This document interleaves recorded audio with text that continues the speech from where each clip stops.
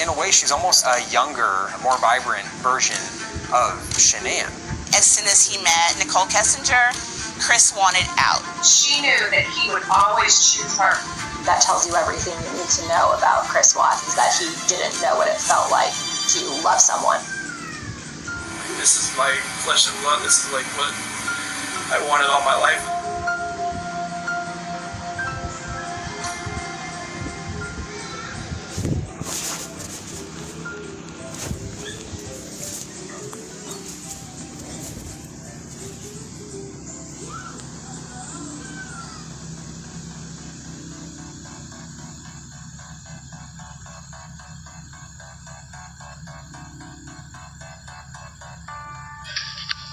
Chris Watts. I'm doing my speech on relationship deterioration and repair.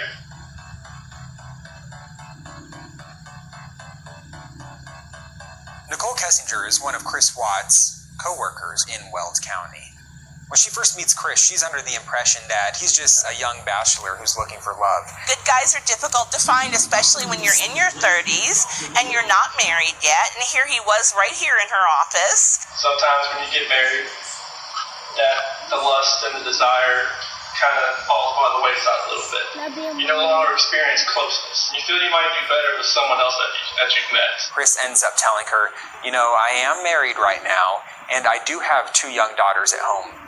I think Nicole Kessinger saw in Chris exactly what the world saw in Chris. He was an all-around nice guy, or that was the mask that he portrayed. All of Chris's friends described him as a laid-back person, but very self-contained. Nobody felt like they really knew him. So pink means... That's just a test. I know. It just says the pink is going to be girls. I know.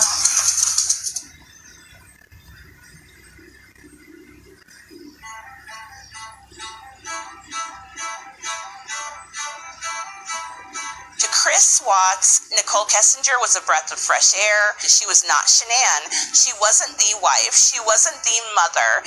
She had nothing tying her down. She was different. He was sort of in these routines with Shanann and the girls that had become, monotonous. Nikki Kessinger was listening to him and respecting him in a way that he had never felt before. I think at that point, it was an easy decision for him to start an affair.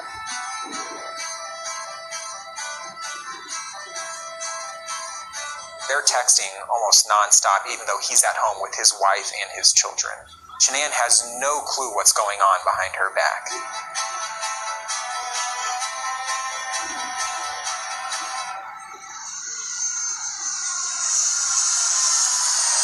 Shanann goes away thinking that this is a way to reset the relationship, not knowing that it was actually igniting and fueling the relationship that Chris has with Nicole. The perfect storm of factors that the affair began when Shanann and the girls left for the summer for 6 weeks. Chris is taking Nicole out on dates. This is his opportunity to fully date without any eyes watching him.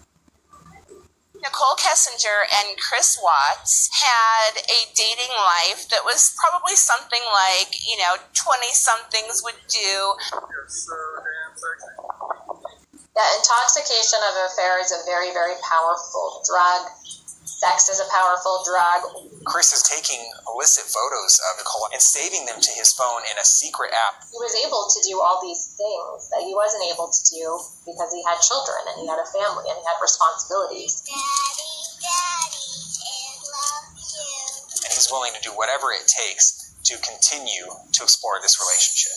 Everything was sunshine and roses, and I can't wait to see you again, and I'm addicted to you, and everything a young suitor would say to a woman when he first starts dating her. In the height of his passion for Nikki, he Googled, what does it feel like when someone says, I love you? And I think that tells you everything you need to know about Chris Watts and his attachments, is that he didn't know what it felt like to love someone. Shanann is in North Carolina with Bella and Cece. Multiple times she's trying to reach Chris. She's calling, she's texting him, and many of the times he's not responding at all or as quickly as he normally would. That's when Shanann starts to realize something's off here. There's something else going on.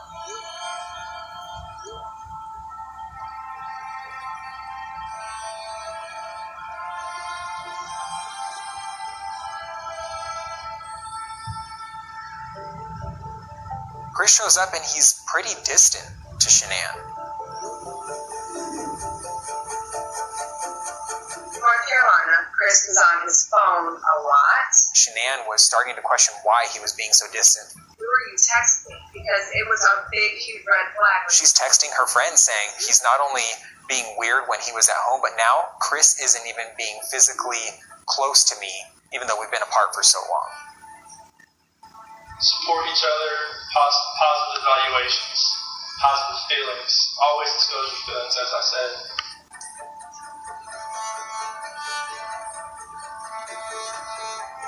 It's time to return to regular life. Shanann set up a gender reveal party where friends, family, neighbors were to come and find out that they were going to be having this baby boy. But she's starting to realize something's going wrong here. This is supposed to be an incredibly happy time for both of them. He changed his mind about the babies. All of a sudden, he sort of had this new interest. His mind was with another woman. She's suspecting that maybe he's cheating on her.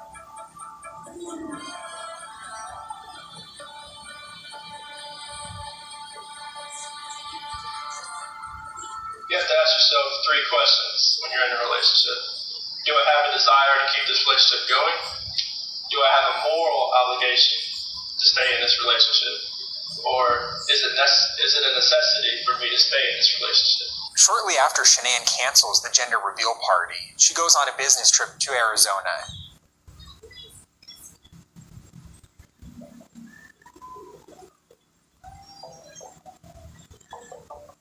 They go out to a restaurant. Chris wines and dines Nicole, but then realizes he doesn't have any way to pay for the meal other than with the credit card he shares with Shanann. Shanann receives a notification about a credit card that Chris had used at the Lazy Dog restaurant that exceeded the amount of money that a normal person would use on his own meal. And she's thinking there's no way that one person ate and drank $60 worth of food. That was the first moment Shanann felt like she had proof something else was going on.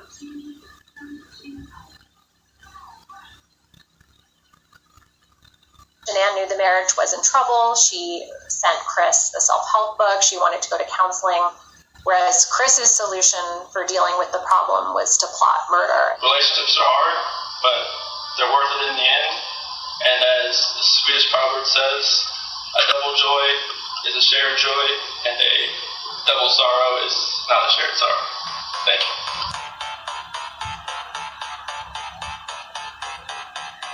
It's early in the morning when her friend Nicole Atkinson drops her off at her home. Nicole Atkinson was under the impression that she was taking Shanann home to a place that should be a place of comfort, a place of security. There's no way she could have known that she was actually dropping her off to her final moments on Earth.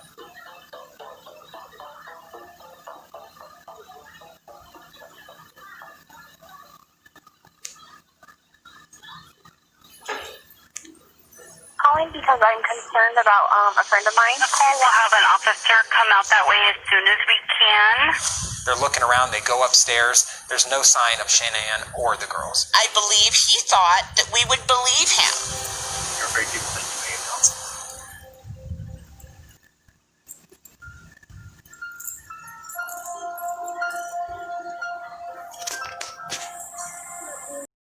Cece. And hours later, he's moving on. Chris just murdered his entire family. His pregnant wife, Shanann, Bella, Cece. And hours later, he's moving on with his life as if nothing ever happened. He is texting with his realtor about putting his house on the market. He is calling the girls' school and telling them that they won't be coming back to school anymore. He even Googled the lyrics to a song by Metallica called Battery. Chris is thinking that nobody has any suspicions of what's gone on. He doesn't know that Nicole Atkinson takes it upon herself to call 911. I believe he thought he could pull it off. Chris might have gotten away with murder if it weren't for Nicole Atkinson. This is my flesh and blood. This is like what I wanted all my life.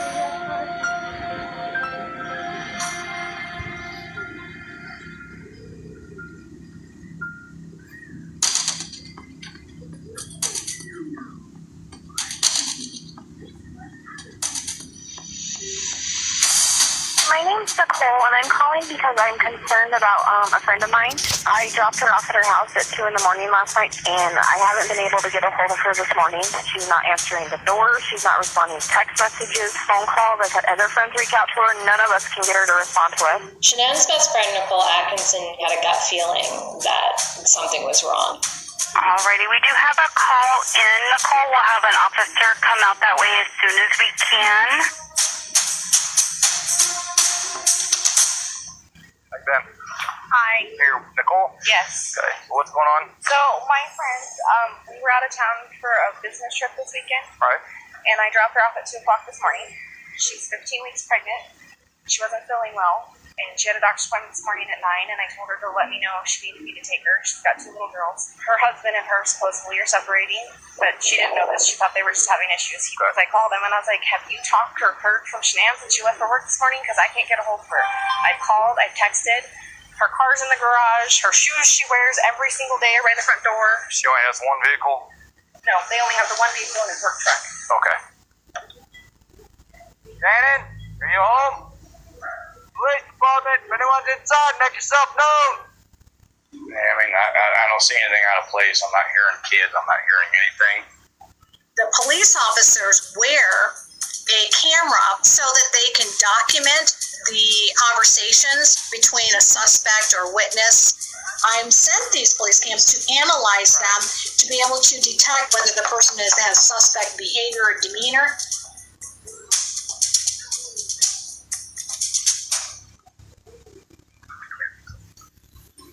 Scott, how you doing? How's it going?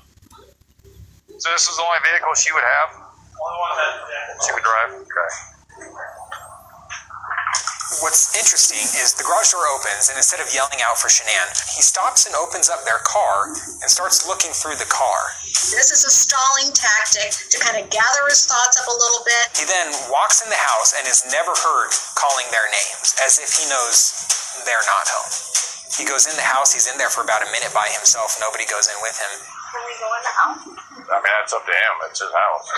And that's when he comes around and politely lets in the police officer, Nicole Atkinson, and her son. Mind if I come in, Chris? Okay. They go upstairs, there's no sign of the girls there. They go in the basement, there's no sign of Shanann or the girls. Her phone's here? Her phone's here. Does she work?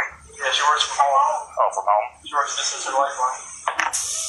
This could be the ticket to all the information, like she left the phone behind. But here's the other thing is that he didn't think that it was odd that the phone was left there. You know her passcode? I don't know her passcode. It used to be 2385, but now it's 6 digits. There's the baby's due date. I don't believe Chris had planned to have the phone discovered. I think he planned to come back later and make some changes and do what he had to do to make it look as if Shanann was wandering around with her phone and doing other things. He seems to be anxious. You can see this rocking movement in his body language. Because you told me that she went on a play date with the girls. And That's what she told me. But instead of frantically calling around, asking for help, finding his wife, or if anyone's seen her, he's texting people. He's trying to take attention off from himself, transferring his anxiety onto that phone. Nicole is like a hound dog. She knows something's up. She knows something's off. And she's looking over at Chris going, what the heck is wrong with you? What time do you leave the day? What time I leave there? Come down here. Usually between 5:30 and 6. You want Shannon here then? Yes. Yeah, it's well done. At one point, the police officer is asking questions about where they might have been, and Chris conveniently walks straight into the bedroom and comes straight out, and on his finger is Shanann's wedding ring.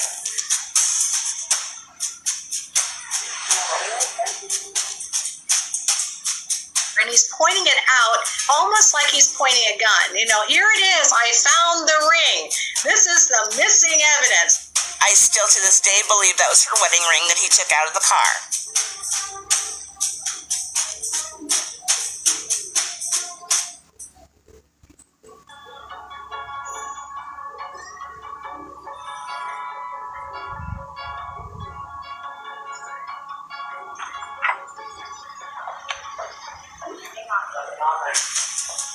that? Nothing on there. You just have my camera.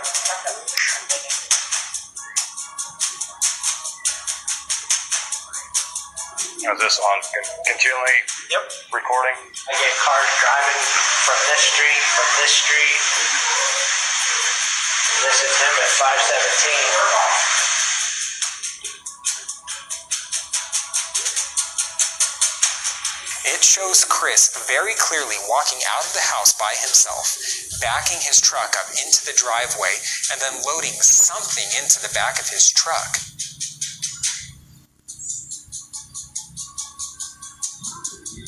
What Chris Watts does is very purposeful. He goes into the garage, he walks out, he's got a gas can. He goes to put it on one side of the truck, and then he thinks twice, goes, well, I can't really put it there. But you can see him kind of moving, like apparently there's not room for it there. That wasn't going to fit. Let's go around to the other side. Oh, okay, now it'll fit, obviously, between the three dead bodies. Work out there on the side, I just want to get everything moving. Be easier to lug everything out there, all the tools that I had to bring in. Suddenly, this guy who had few words has a lot to say. He has an explanation for everything. Then Chris started to fall apart a bit. Chris Watts can barely watch it, right? So what happens when you arrest somebody? Get down on the ground. Put your hands on your head. So he puts his hands on his head, even though he wasn't told. But that was a surrendering moment. That's almost as if Chris was verbally saying, oh my gosh, I was not expecting this. And you see him pacing and moving, nervous and anxious. Chris Watts' body language is betraying him. So right now, police don't have probable cause to be able to arrest him because it still isn't clear where Shanann, Bella, and Cece went. They're never seen leaving the house. Appreciate your time. Yeah, no problem. Hopefully something comes up here, man. I've never seen him. If he loads his stuff, he normally just walks back and forth because I get him on camera. But the fact that he was in here and explaining to us over and over and over, he doesn't look worried. He looks like he's trying to cover his tracks. Police in Colorado have issued an alert for a pregnant mother and her two young... Didn't watch enough CSI. The next door neighbor is showing the police officer surveillance footage of Chris Watts loading up his truck at 5 o'clock in the morning. It's on video 527. But he backs like into the garage partially because you can't see like the tailgate area, so you can't see what he's loading. Nobody was going to buy that Shanann would take her children and run off and never be heard from again. You told me that she went on a play date. He had every confidence in the world. He honestly thought he could fool everyone. Nobody's heard from him, nobody's seen him. This is like flesh and blood. This is like what I wanted all my life.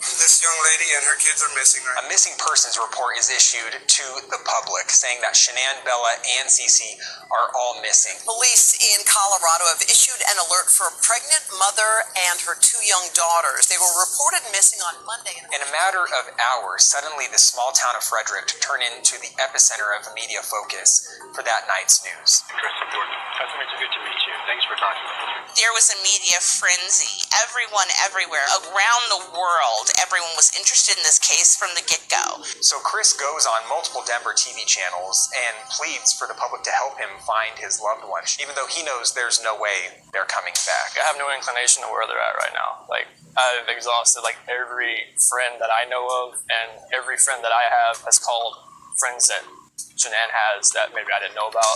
I have no idea like where they went, and it's just earth-shattering. I don't feel like this is even real right now. It's like a nightmare that I just can't wake up from.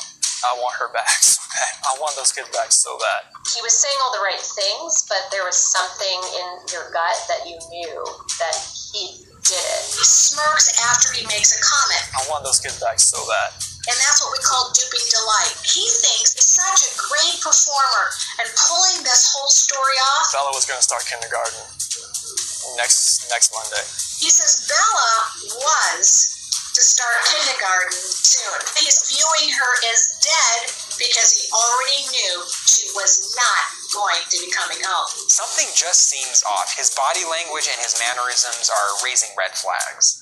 It's really hard to even suspect anything right now as far as how she could have left, or if someone came picked her up, or if someone took her. There was something more to this case than all of us realized. A lot of things aren't adding up. Police want to sit him down and talk with him. And then it sort of spiraled from there.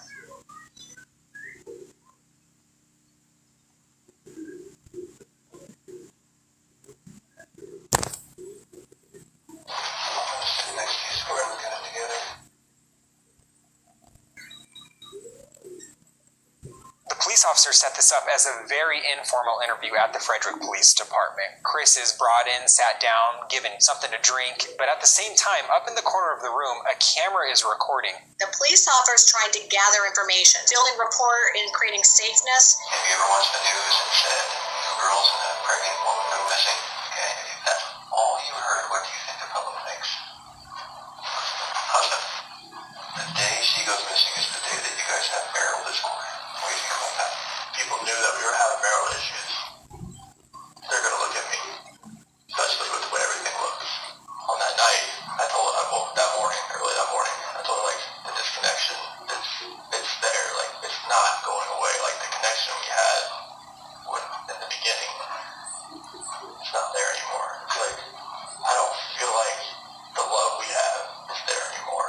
At the end, I just said, she said she was going to take the kids to her friend's house today. She would be back. 5:30, that's when I went to work. What do you think happened?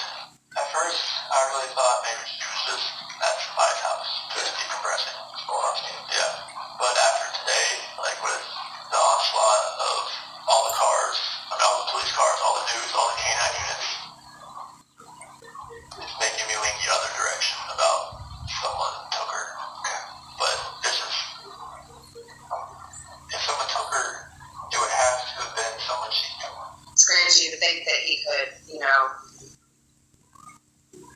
that he would just be so compliant, knowing right where they were.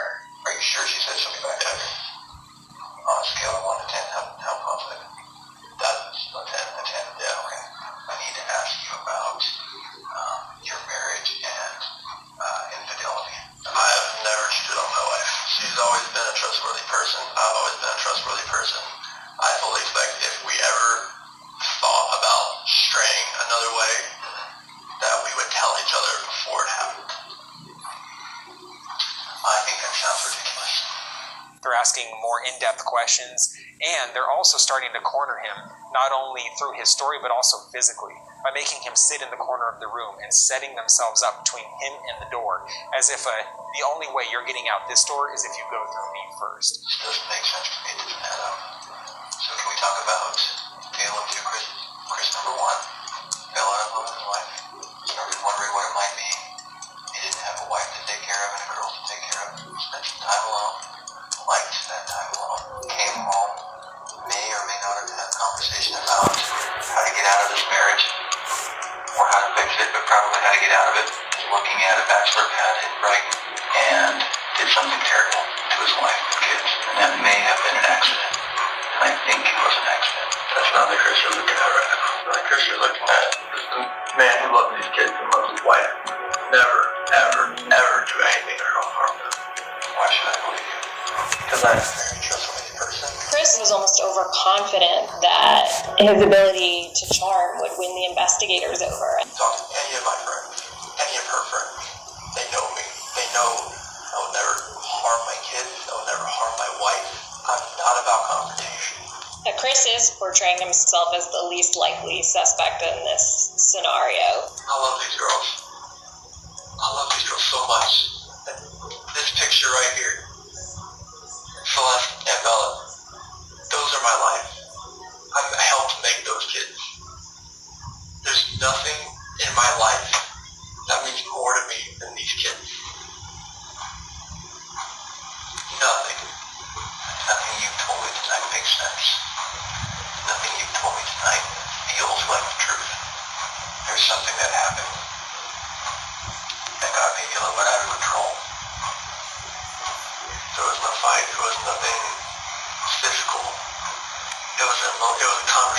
we didn't raise our voice, nothing. He is a free man.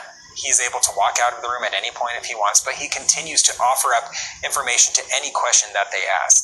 They're going to come home safe, correct? When you find the guy. When we find the guy, they're going to come home. Life in prison would be that's what I would think, but 2 kids that are involved.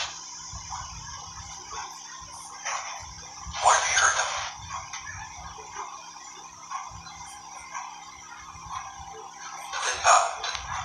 I'm not sure if that penalty is even used. Is it used in Colorado? I'm not even sure what is the death penalty.